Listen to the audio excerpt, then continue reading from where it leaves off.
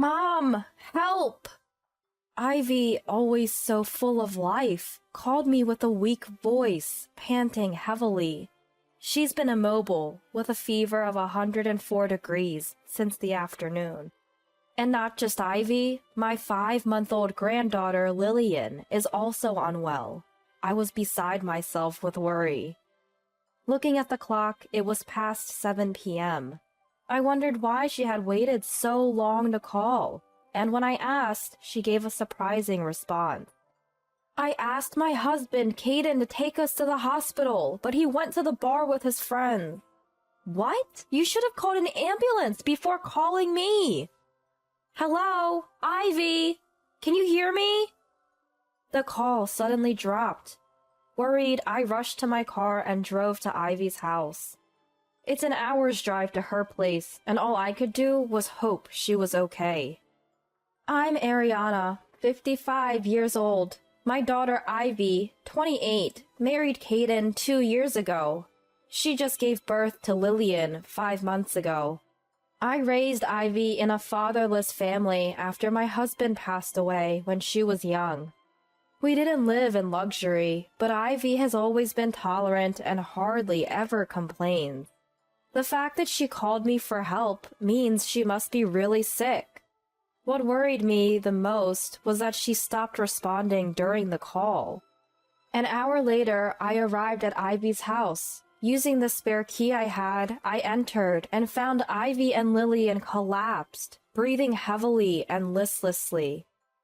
Ivy, it's me! Can you hear me?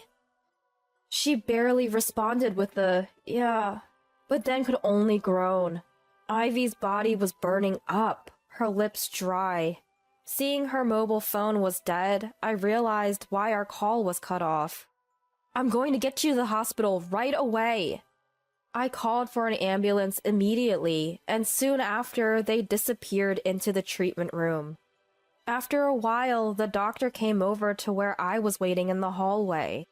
Ivy and Lillian are pretty weak. They're starting to develop complications, and if the fever doesn't go down, it could be tough. You should prepare yourself for the worst. The doctor's words were so shocking that I just stood there, stunned, tears streaming down my face. I hurried to charge Ivy's mobile phone and call Caden, but not even a ringtone sounded. No matter how many times I tried, it wouldn't even go to voicemail, leaving me unable to leave a message and just growing more frustrated. How could you just ignore the two of them when they're sick? I kept trying to call every hour, but there was no connection, and the next day arrived. Thinking that Caden would call back as soon as he saw the missed calls, I put Ivy's phone in my bag and waited. Finally, in the afternoon, I got a call from Caden. Hey, Ivy! Where'd you go? I'm home. Get back here and make dinner. I've been waiting for your call. Why didn't you get in touch sooner? Huh? Is that you, Ariana? When I confirmed it was me, Caden's voice, momentarily puzzled, then rough, demanded, What's up? Put Ivy on the line. I can't do that. I'm sorry to say they both passed away. They're gone? Yes. That's great! Instead of the sorrow I expected, Caden's response was shockingly inappropriate. Really, that's just perfect! Your wife and daughter have left this world. What's so funny? Caden's gleeful exclamation at my trembling words filled me with rage. Yet, in response to my question, he blurted out something utterly surprising. Well, you see, ever since we had a kid, Ivy's been so annoying whenever I wanted to go out. Ugh, what a relief. How can you say something so terrible? Caden's cruel words kept coming, cutting deep. She looked sick yesterday, so I ignored her on purpose. What did you say? If I did, she might not make it, right? That's why I went to the bar, intentionally. Caden spoke with such casualness, it was as if he had no heart at all. As I stood there speechless, he continued with more unbelievable statements. The apartment in Ivy's name? It's all mine now. Oh, and that's not all. I get the savings and the life insurance money. Now I can meet any girl I want openly. Awesome. What a despicable person. My head was pounding, and if Caden were here, I'd want to knock him out. I clenched my back teeth and my fist hard to contain my anger. My throat was choked up. No words could come out. When the funeral's ready, let me know. I'll be the chief mourner. Gotta keep up appearances, you know. Having said that, Caden hung up the phone. I was so shocked I couldn't stop my hands from shaking. I found myself sitting down right where I was. I'm not going to let Caden do whatever he wants. I'm going to get revenge for Ivy and Lillian. With a flame of anger burning in my heart, I began to meticulously prepare for my revenge. So, 5 days later, in the evening, I was waiting inside Ivy's apartment for Caden to return. In the meantime, Caden had the nerve to say, "I'm going on a trip with my girlfriend, so can we have the funeral this weekend?" When Caden, fresh from his trip, unlocked the door and stepped into the living room, he froze at the sight of me standing in the dim room. "Don't scare me like that! What are you doing here?" "I've come to say goodbye. We won't be seeing each other anymore, will we?" "Has the funeral date been set finally?" "Before that, I want a proper apology." I handed him an album with pictures of Ivy and Lillian smiling, and to my disbelief, he said, "Cut it out, that's creepy," and threw it on the floor. Not only that, but he kicked it aside, as if it were a nuisance. Seeing Caden's cruel behavior made my anger boil over. And just as I was about to shout, "Enough!" a baby's cry filled the room. Instantly, Caden's arrogant demeanor melted away, replaced by shock. Then he turned deathly pale. "What's that sound?" "What sound?" "The sound of a baby crying?" "It must be Lillian, then." My words sent him into a frantic look around, clearly losing his composure. As if to further torment him, the baby's cry grew louder and louder. Caden finally covered his ears, pleading, "Stop it! Please, stop!" Then, in the next moment, pointing to a room in the back, he trembled violently. "Ah! There's a ghost!" Seeing Ivy come out of the darkness, holding Lillian, Caden began to cross himself and pray feverishly. As Ivy, with a face full of anger, and Lillian crying, slowly approached, he begged, "Please go to heaven! I apologize for not saving you! Just disappear!" Shaking violently, Caden collapsed to the floor, crawling. Why won't you disappear?" "You must have a grudge against you. Maybe it's because of this?" I slammed a photo of Caden and his mistress happily together on the table. "Why is this here?" Caden's hands shook violently. "You said when Ivy and Lillian died, you were happy to see your lover, remember? I took this as evidence." "No way. That's why Ivy is angry." "I'm sorry for cheating. Please forgive me." "You admit it. Then you'll divorce Ivy.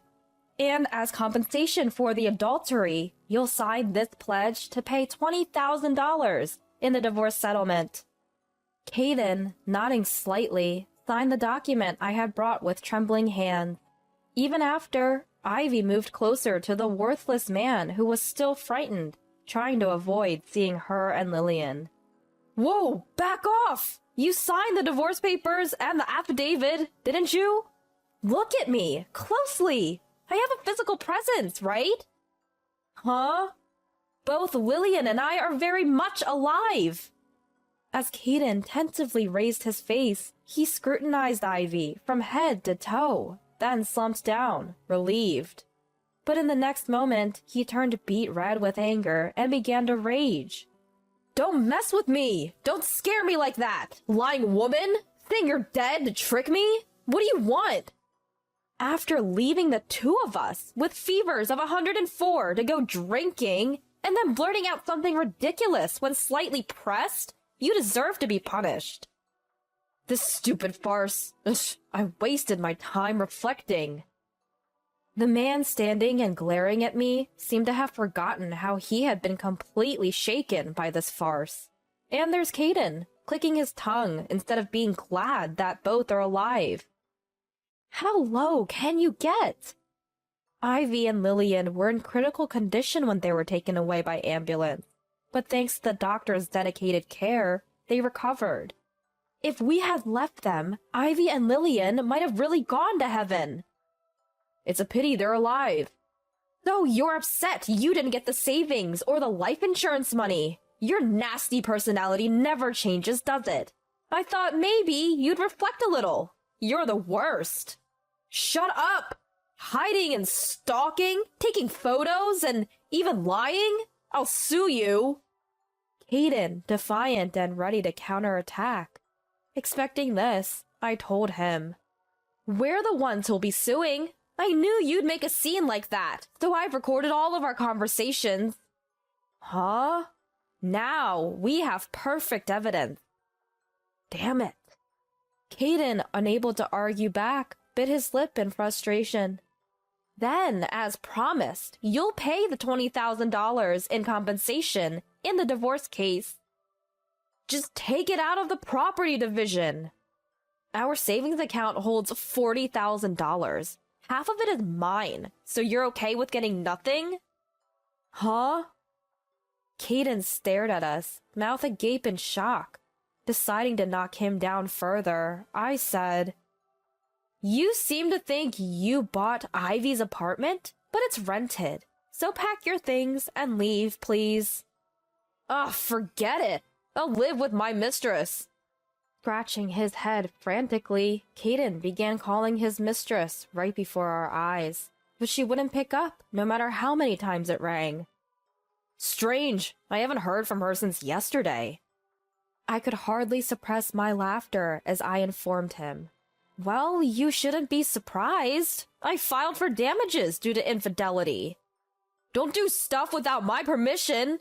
She's just as responsible. It's only fair. She even said, I'll break it off immediately, when you called, so I doubt she'll be in touch again. Caden slumped his shoulders heavily and just sat down on the spot, but we had no intention of offering him any words of comfort. Looks like you've been completely dumped. Now get out! Wait! I'm sorry! Let me apologize! After clinging to Ivy's feet, Caden offered a deep apology. Of course, Ivy ignored his gesture, standing still with a cold look in her eyes. Then, standing up, Caden took Ivy's hand, begging repeatedly, Please, call off the divorce! Of course, Ivy had no intention of forgiving this man who had even put Lillian in danger. Ivy shook off his grasped hand, glared at Caden, and then turned away. I'll be in trouble without a place to live. Please, I'm begging you. Don't worry, I've got a place for you to live. Where? From the holding cell to the prison. Be grateful you have a place to sleep. Wait a minute, it shouldn't be that serious, right? I filed a report for leaving sick Ivy and Lillian unattended. The police have been notified and will be here to pick you up soon. This can't be. Even though it wasn't hot, Caden's forehead streamed with sweat, his face looking ready to cry. I'll submit the photos and recording data as evidence. I've prepared the hospital charts, so squirming is futile. I'm sorry, I won't do it again. I'm truly remorseful, so please don't prosecute me. I can't trust a terrible man like you. Caden, who had taken the lives of precious Ivy and Lillian lightly while enjoying his affair, really needs to be scared straight. Maybe he'll have a change of heart behind those dark, tall walls. After all, living people are probably scarier than any ghost. Ivy, help me! You love me, right? After you were after my life insurance money? What are you saying now? My feelings for you have cooled down with the fever. And with that, goodbye. Don't ever show your face to us again. Once again, Caden couldn't stand and was immobile on the spot until the arriving police scooped him under the arms and put him into the patrol car. We will probably never see Caden again. Ivy and I moved out of the apartment and immediately filed the divorce papers, receiving $20,000 as compensation in the divorce settlement.